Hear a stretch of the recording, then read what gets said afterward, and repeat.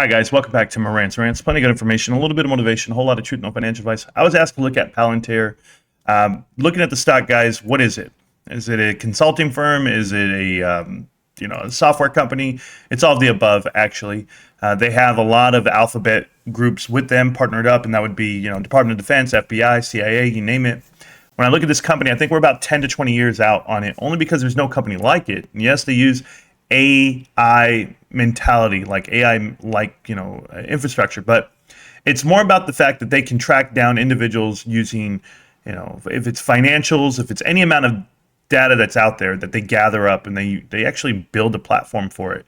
It's pretty amazing technology for what they're doing and what it's capable of doing. But the company itself is run by 6 graduates of Stanford. Right, so that's the board of directors. One of them is not. So there's 7 board of directors, but 6 out of 7 are from Stanford. It's a connection. Peter Thiel, if you know who he is, he's in there, and he's he used to run Meta platforms, used to run Facebook and PayPal, and he used PayPal like tracking finances to track down terrorists and how they've done it. But so everything they do is basically top secret right now. So that's why it's hard to get a read on them.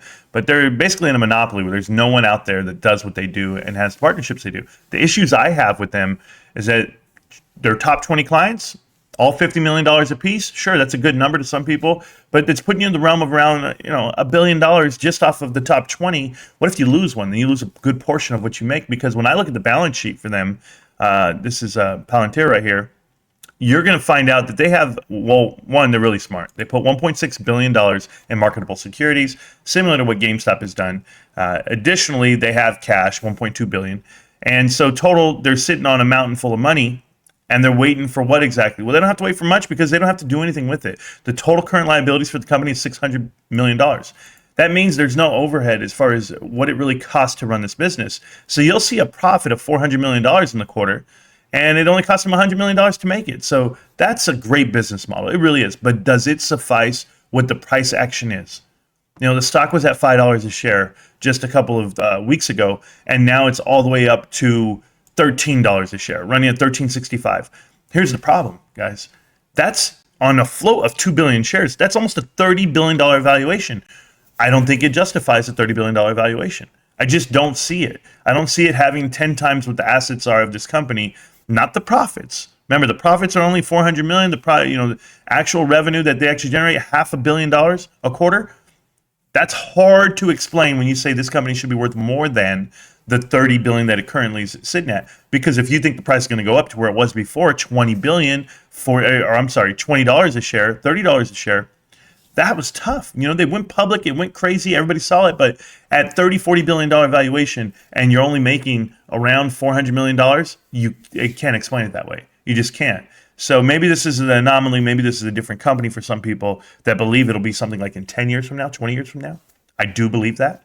But I think there's going to be some profit taking right now at 13, 14, 15. I think come back down to 9. It has to consolidate at some point. There's too many shares. The volume's too high for what it is. Okay, and I'm just saying there's 127 million shares traded back and forth just on Friday. So come Tuesday morning, I think it's going to have another large volume day, and I think it's going to be volatile, and I think this is a stock that people are paying attention to.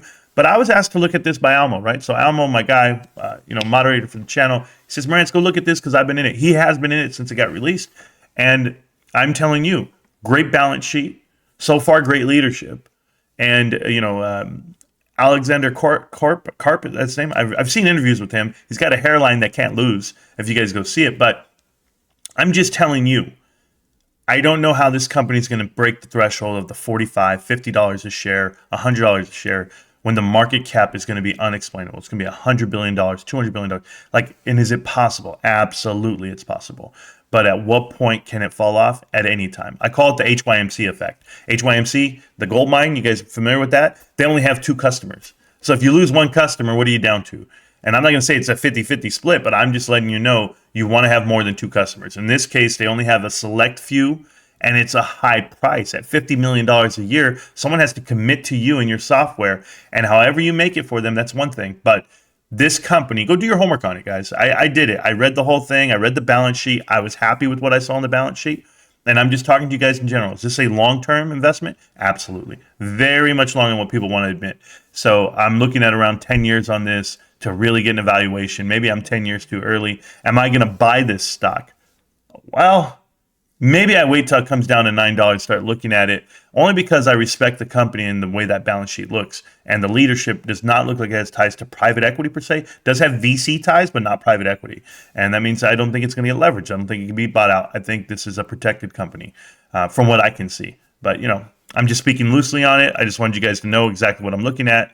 But I appreciate you guys. Almo, there's a quick update. I know it's not long, but just enough. Palantir at $13. Is it a buy? Sure. If you're going to hold it for 5 to 10 years, they look healthy. They look strong. Do some more homework on what it is. But that leadership team, I believe in it. I do, and it hasn't given me a reason not to. So thanks again, guys. Enjoy your day. Enjoy your Saturday. I'm going to get to it. Peace.